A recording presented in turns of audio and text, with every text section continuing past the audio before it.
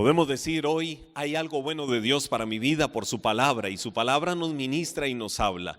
Quiero traerles a ustedes en esta hora, en este tiempo especial de celebración de fe de Iglesia Maná, un tema que te va a animar, y yo sé que al final del mismo tu fe va a estar acrecentada, va a estar fortalecida, tu confianza en Dios y tu firme actitud para tomar decisiones de calidad en muchas cosas en tu vida. Que en particular el Espíritu de Dios pueda hablar y ministrar tu corazón y puedas decirlo ahora con fe: hay algo bueno de Dios para mi vida por medio de su palabra. Lo estamos creyendo. En el primer libro de Samuel, para ubicarte un poco en el contexto, en el capítulo 17, del verso 1 en adelante, prácticamente todo el capítulo, se nos narra una historia que es de aquellas historias que, por lo menos en el contexto infantil, en el contexto de los niños, y aún en medio de tanto del mover popular del mundo, se conoce esta historia y siempre se dice: oh, David contra Goliat.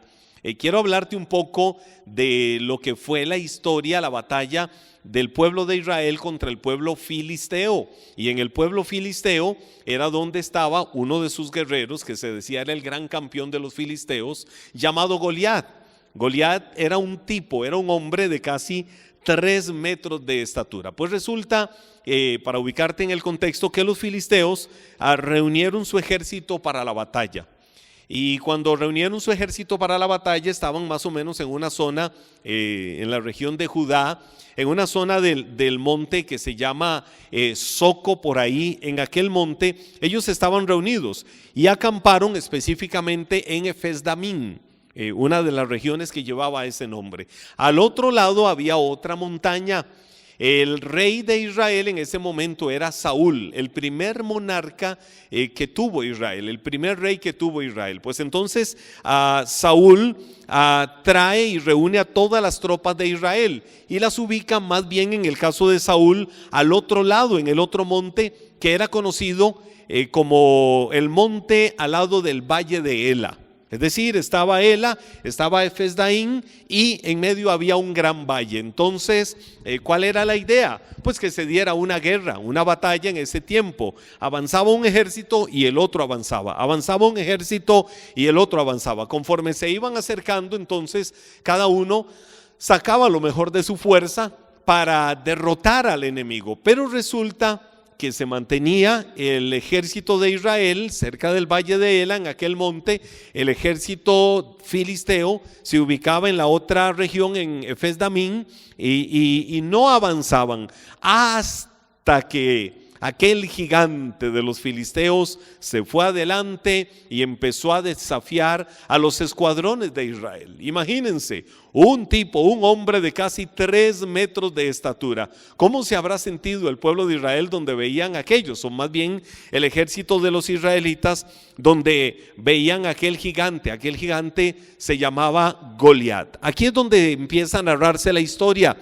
Y el tema nosotros lo podemos llamar los que piensan en grande. Hay una lista de varios puntos, por lo menos 10 puntos que describen a alguien que piensa en grande. Probablemente no te los voy a compartir todos hoy, pero conforme avancemos, sé que Dios va a ministrar tu corazón. Entonces, para los que apuntan, para los que les gusta llevar los apuntes de todo, y por supuesto para los que en sus grupos de conexión van y de esto que compartimos hoy de la palabra, pueden compartir, interactuar, alimentarse, testificar unos a otros, que la palabra les enseña, cómo Dios ministra sus corazones, y conocer más en detalle todo esto que la palabra de Dios, que es viva y eficaz, trae a nuestras vidas. Pero bueno, entonces, para que vayamos tomando nota, para que vayamos apuntando, número 1, los que piensan en grande, ¿qué es lo que hacen? Número 1, se comportan como valientes. La persona que piensa en grande se va a comportar como todo un valiente. Dice primero de Samuel, capítulo 17, verso 24. Tan pronto como las tropas israelitas lo vieron, comenzaron a huir espantados. Me quedo con ese versículo.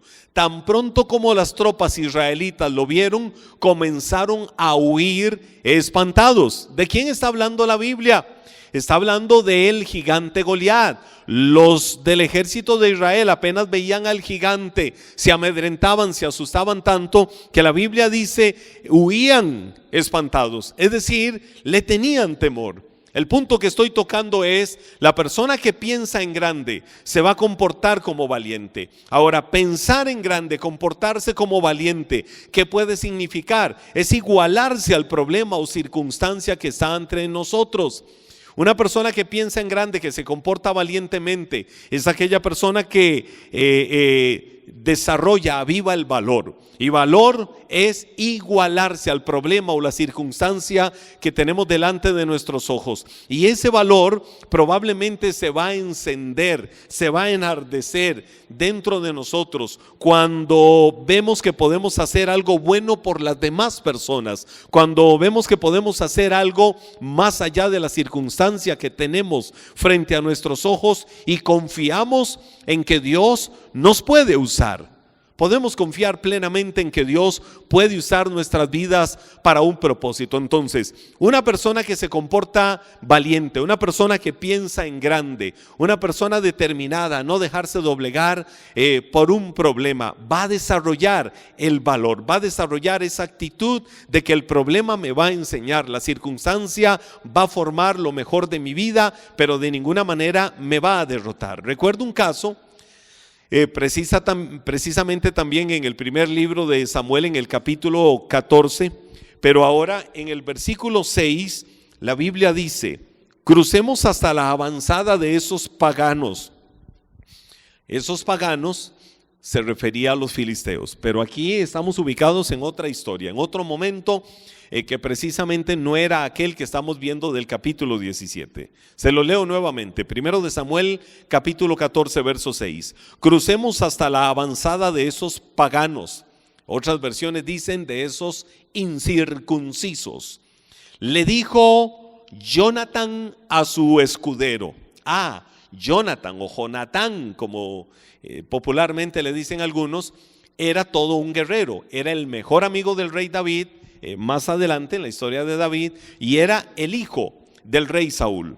Dice: tal vez el Señor nos ayude, porque nada puede detener al Señor. Wow, ¿puedes decir conmigo eso? Nada puede detener al Señor. Él nos puede ayudar porque nada lo puede detener. Él puede ganar la batalla, ya sea que tenga muchos guerreros o solo unos cuantos. Es decir, nada puede detener la avanzada del poder de Dios. Nada puede detener, nada puede amedrentar al Dios de los cielos. Así el enemigo se levante, así el enemigo quiera meterte una zancadilla, así el enemigo quiera amedrentarte, así el enemigo quiera asustarte, nada puede detener el poder y la avanzada del Señor. Él siempre va a levantarse como poderoso gigante por medio de su espíritu, levantando un estandarte, una bandera de victoria en favor de cada uno de nosotros. Dios puede ganar batallas, y las puede ganar con muchos o las puede ganar con pocos. Dios no necesita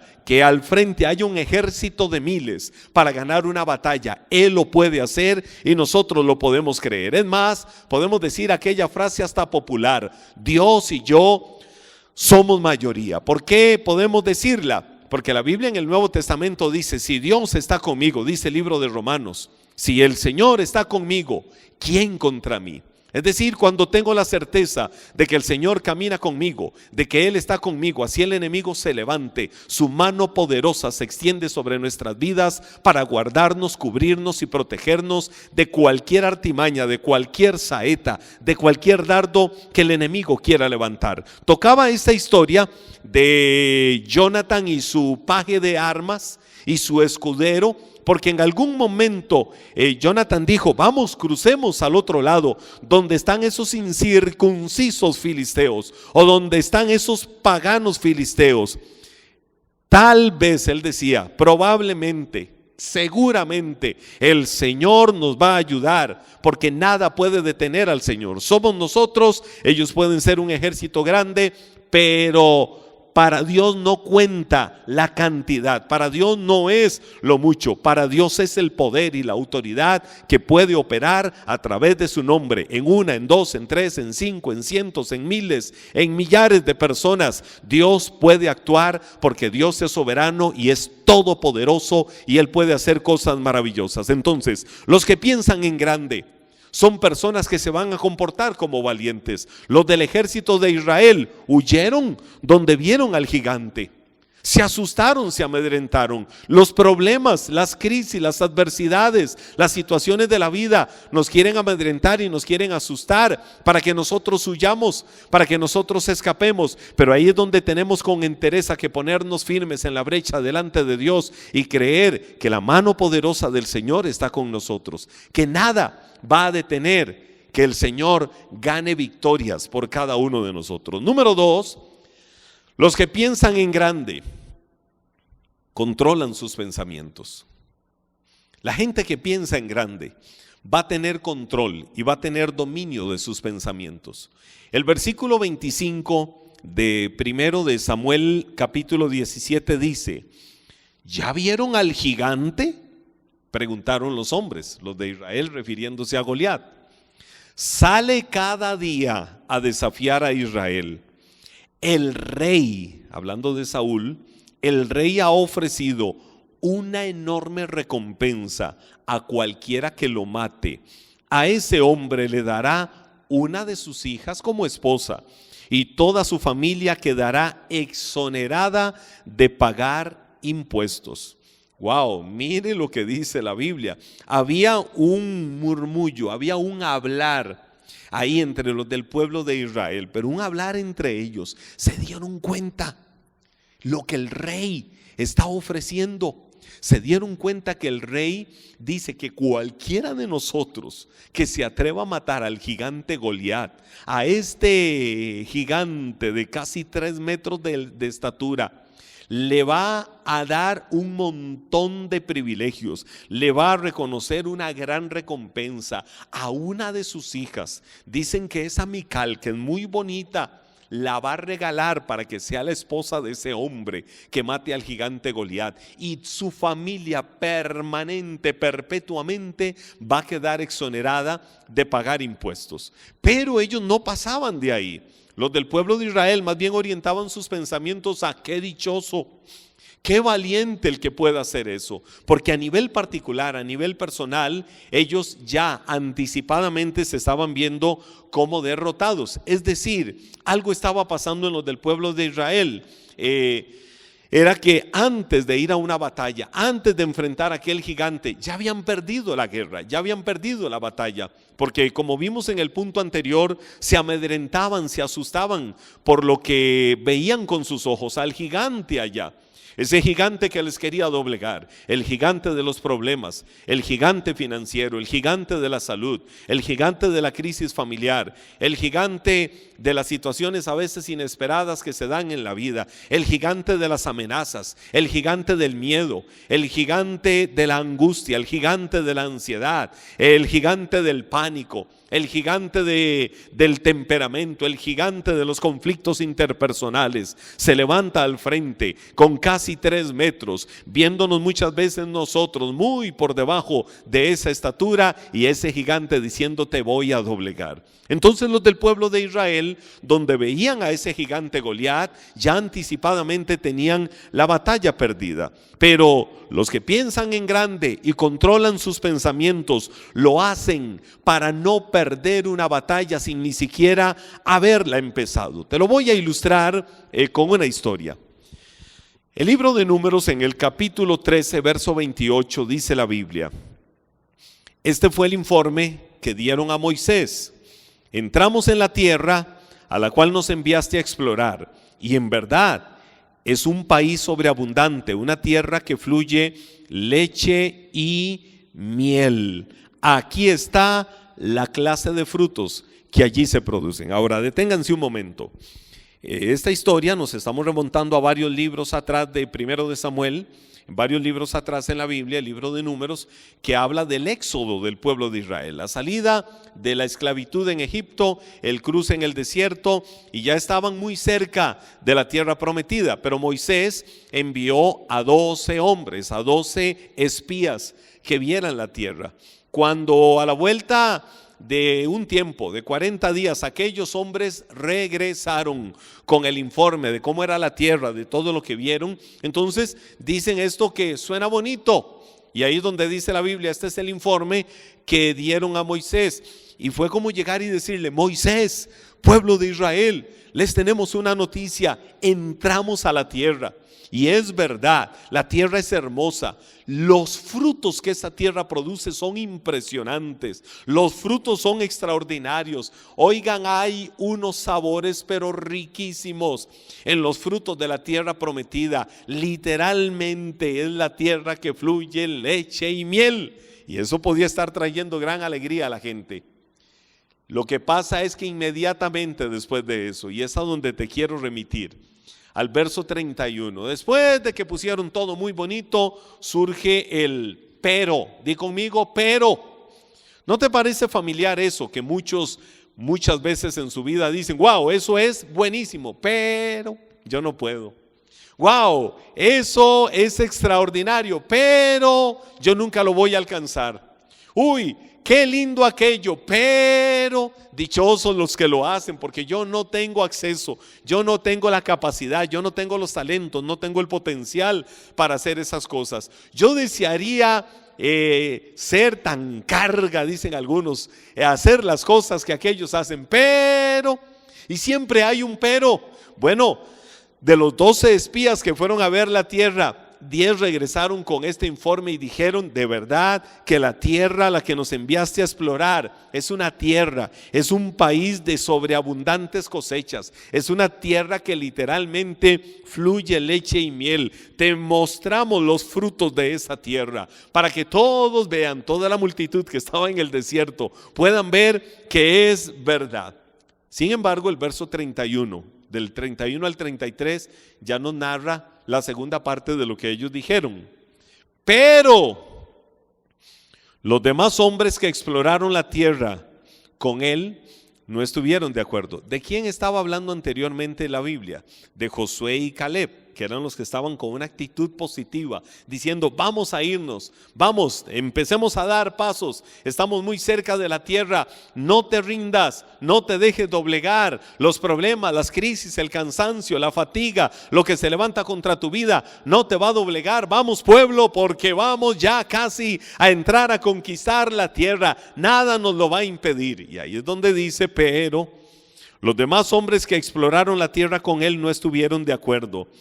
No podemos ir contra ellos, no podemos ir contra ellos, son más fuertes que nosotros. ¿Quién les dijo que eran más fuertes? ¿Cómo supieron que los que estaban habitando la tierra que ellos iban a conquistar eran más fuertes que ellos? Ellos estaban perdiendo la batalla antes de haberla peleado, dice la Biblia. Entonces comenzaron a divulgar, a murmurar entre los israelitas el siguiente mal informe sobre la tierra. Habían dicho cosas lindísimas de la tierra, habían dicho cosas hermosas de la tierra prometida, pero ahora vienen a querer dar un mal informe. ¿Cuál fue el mal informe que ellos dieron? Dicen: la tierra que atravesamos y exploramos devorará a todo aquel que vaya a vivir allí. Todos los habitantes que vimos son enormes, hasta había gigantes, los descendientes de Anac. Y oiga lo que dicen: al lado de ellos, eso es como la historia de David y Goliat. Al lado de ellos nos sentíamos como saltamontes, y así nos miraban ellos. Ahí hay un problema. Los que piensan en grande, escucha esto, los que piensan en grande van a controlar sus pensamientos para no perder una batalla sin ni siquiera haberla empezado. Muy bonito decir todo lo hermoso que vieron en la tierra. Y luego vienen con el pero no podemos entrar. Definitivamente no podemos ir a esa tierra. Cuando uno llega, esa tierra es como una tierra que ahoga a sus visitantes y a sus moradores. Vimos ahí unos gigantes, los hombres son de gran estatura. Eran los descendientes de la raza de Anac, los gigantes. Imagínense nosotros, pequeñitos a la par de esos gigantes. Es más, éramos como pequeños saltamontes al lado de ellos y así nos miraban ellos a nosotros. Entonces ahí era donde estaba el problema. El problema no era cómo se veía uno al lado de otro. El problema era la mentalidad que tenían. Veían a aquellos y decían, uy, qué grandes. Nosotros no somos nada a la par de ellos. Uy, qué guerreros más valientes, qué hombres más fuertes. Si tuviéramos que enfrentarlos, es un hecho que vamos a perder. Es un hecho que no vamos a ganar. ¿Quién les dijo que iban a perder? La mentalidad. La mentalidad de derrota, la mentalidad de fracaso, la mentalidad de pobrecitico yo, la mentalidad de otros pueden lograrlo, pero yo no, porque yo no tengo la capacidad. Y oiga lo que dijeron, y así nos veían ellos a nosotros. Por supuesto, cuando yo me veo pequeño frente al enemigo, cuando yo me veo doblegado frente al enemigo, cuando yo me veo atemorizado frente al enemigo, le estoy dando armas al enemigo para que el enemigo me vea a mí como alguien derrotado. No permitas que los enemigos que se levanten en tu vida, no permitas que los enemigos comunes de la vida, no permitas que los enemigos que no quieren dejarte avanzar hacia cosas mayores de parte de Dios para tu vida, te dobleguen. No permitas que los enemigos derriben y destruyan todos los sueños y propósitos de Dios para tu vida, porque en la medida que te amedrentes, en la medida que te doblegues, en la medida que permitas que el enemigo quiera ganar la batalla o quieras verte más bien como muy pequeño frente al enemigo, le estarás dando armas. Por eso ellos dijeron, nosotros éramos como saltamontes al lado de ellos, y así nos veían ellos, claro, porque los del pueblo de Israel, los espías que fueron a ver la tierra, 10 se veían amedrentados, se veían asustados, y esa fue la mentalidad que ellos transfirieron a los demás. Entonces, los que piensan en grande nunca van a amedrentarse por el enemigo, van a controlar sus pensamientos. Número 3, los que piensan en grande, y aquí viene un complemento a esto, no se dejan impresionar por el tamaño de los problemas. Los que piensan en grande, aunque estén viendo delante de sus ojos al gigante, no se van a dejar impresionar por ese gigante, que con solo verlo puede provocar amedrentamiento, puede provocar sentimientos de temor, puede provocar sentimientos de pánico. Pero alguien que tiene una actitud decidida de pensar en grande, no se va a dejar impresionar por el tamaño de ese problema o esa circunstancia que tiene delante de sus ojos. La Biblia dice en el primer libro de Samuel, capítulo 17, verso 4. Luego Goliat, y aquí ya lo describe, un campeón filisteo de Gat, salió de entre las filas de los filisteos para enfrentarse a las fuerzas de Israel. Medía casi 3 metros de estatura.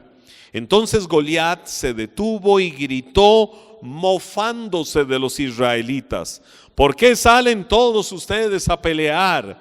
Yo soy el campeón filisteo, pero ustedes no son más que siervos de Saúl. Elijan a un hombre para que venga aquí a pelear conmigo. Ya vimos hace un momento algo de esta historia. ¿Pensaron ellos en grande? No, no pensaron en grande, porque cada vez que el filisteo bajaba de aquel monte y se ubicaba en el valle y se iba acercando a donde estaban los escuadrones de Israel, y ellos veían a ese gigante, se amedrentaban, y la Biblia dice que huían despavoridos, huían atemorizados, porque se asustaban donde veían al gigante. Pero los que piensan en grande no se van a dejar impresionar por el tamaño de una crisis, no se van a dejar impresionar por el tamaño de un problema. Y eso nosotros sabemos en el contexto general de esta historia, que era la mentalidad de David.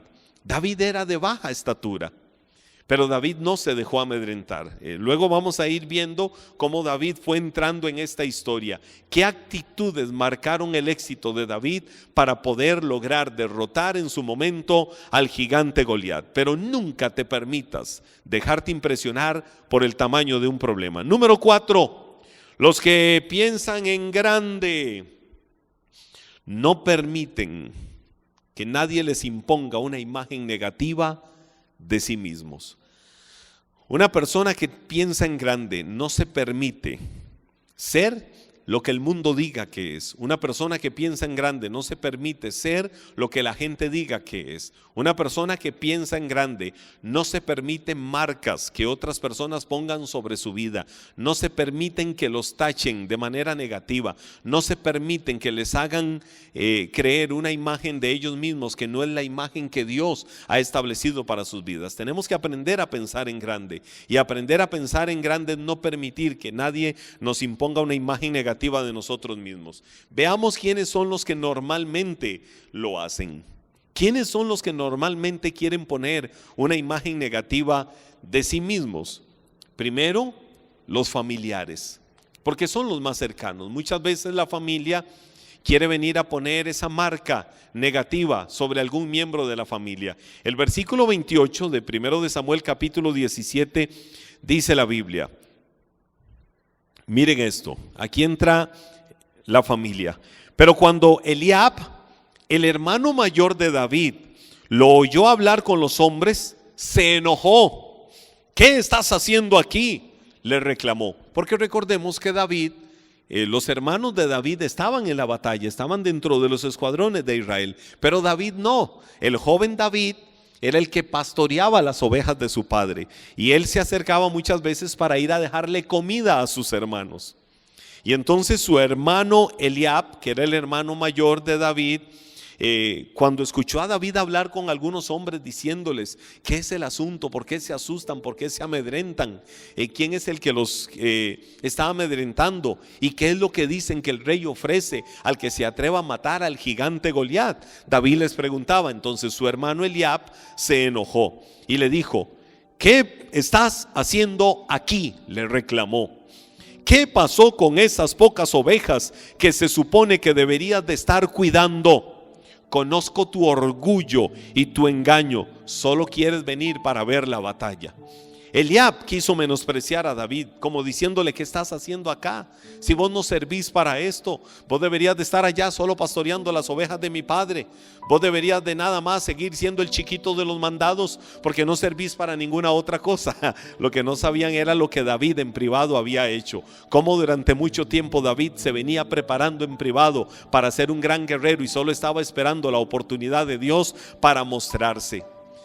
No importa que los demás no vean cosas buenas en tu vida.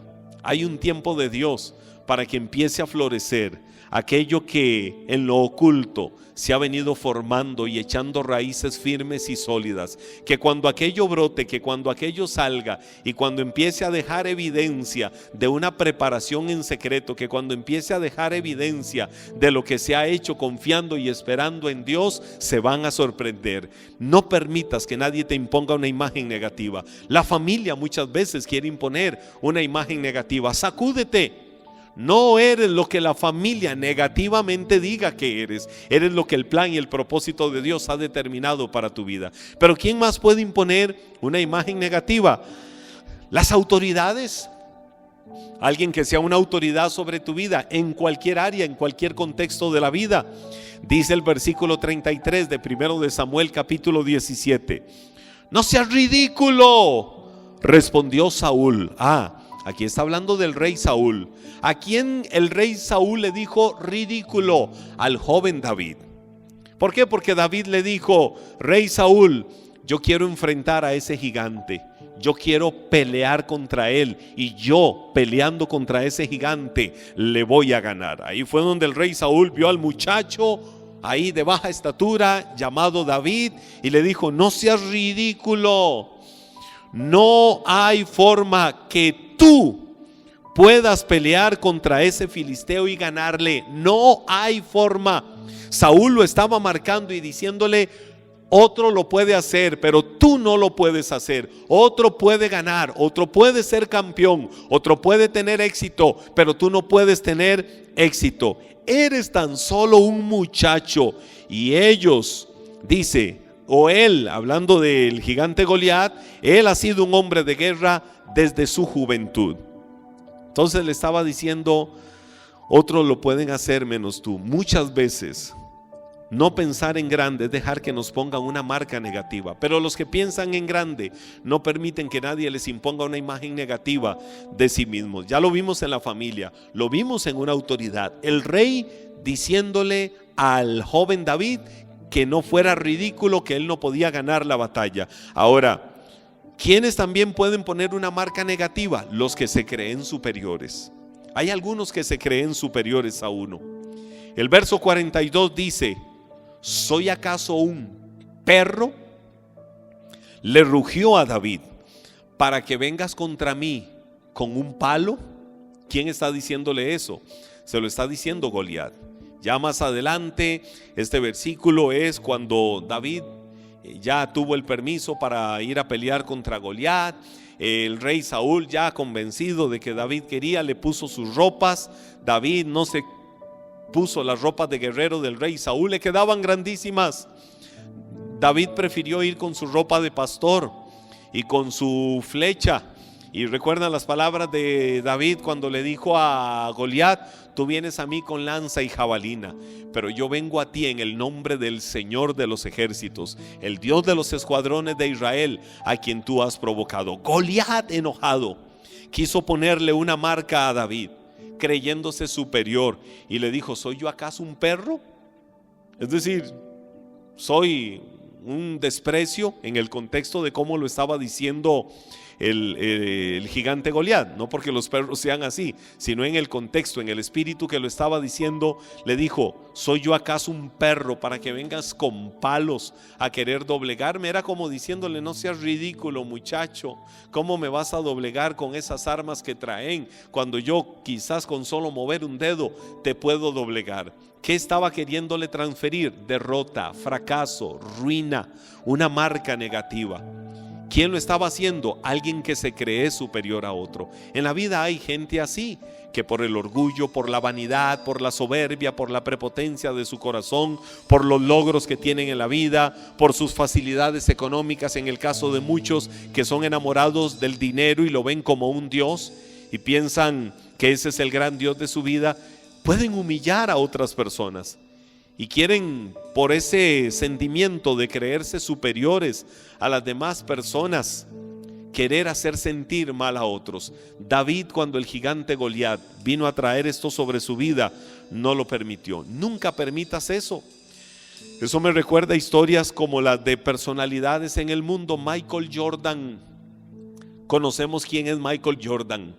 A Michael Jordan lo expulsaron del equipo de baloncesto escolar porque le dijeron: eres muy malo y no sirves para esto. Le quisieron poner una marca. ¿Quién es Michael Jordan hoy? Recordamos a Michael Jordan por ser el muchacho al que le dijeron: no sirves para esto. Por ser el muchacho al que le dijeron: no sirves para estas cosas. La verdad es que no naciste para jugar baloncesto. No, conocemos a Michael Jordan por ser el jugador de baloncesto más famoso que ha conocido la historia. A Albert Einstein le costó mucho aprender a hablar. Le costó mucho aprender a hablar y a leer. Y su maestra en la escuela, cuando lo veía, lo calificó mentalmente lerdo, mentalmente lento. Es decir, son de esos niños muy especiales que no van a poder desarrollar facultades y potencial en su vida. Le quisieron poner una marca, pero hoy conocemos a Albert Einstein por ser uno de los grandes descubridores y científicos que ha conocido la historia de la humanidad. Thomas Alva Edison, más de 10,000 experimentos hasta inventar la luz incandescente, el bombillo. ¿Cuántas veces, como la de aquel joven que le preguntó: señor Edison, tantos fracasos que usted ha tenido, ¿no se cansa? A lo que Edison respondió: no tuve ni un fracaso. Este es un proceso de varios miles de pruebas que, si no dan resultado, lo único que me dan de conclusión es que estoy muy cerca de lograrlo. No te rindas y nunca permitas que nadie imponga una imagen negativa sobre tu vida. Vuélvete un Michael Jordan, vuélvete un Albert Einstein, vuélvete un Tomás Alva Edison, pero ante todo, vuélvete alguien seguro de quién eres en Cristo, de cuál es la posición que tienes en el Señor, y que Él no te trajo a ser un fracasado, Él no te trajo a estar destinado a la derrota, a la ruina, a vivir marcado por todo lo negativo que la familia, las autoridades o los que tienen complejo de superioridad y quieren ridiculizarte y quieren marcarte, quieran también poner sobre tu vida. Eres lo que Dios en su palabra dice que eres.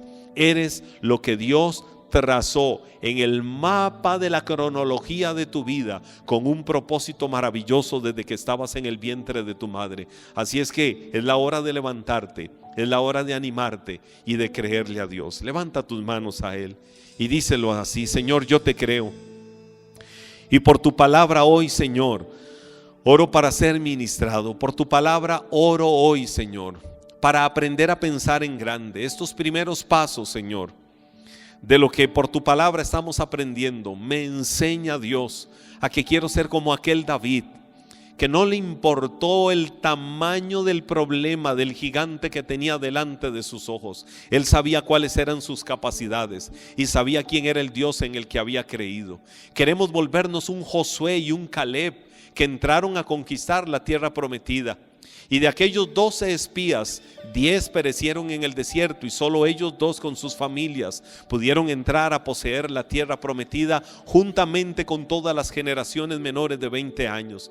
Pero lo lograron porque siempre creyeron que los gigantes que habían en la tierra prometida no los iban a doblegar, no los iban a derrotar, porque había en el camino una promesa de parte de Dios de que Él les daría la tierra como una herencia bendita. Y sin importar el problema, las circunstancias o los enemigos que se levantaran al frente, ellos estaban seguros de que iban a tener la victoria porque Dios iba con ellos. Señor, que eso mismo ministre el corazón de cada uno en esta hora, en este tiempo, en este momento, para alabar y glorificar tu santo y bendito nombre.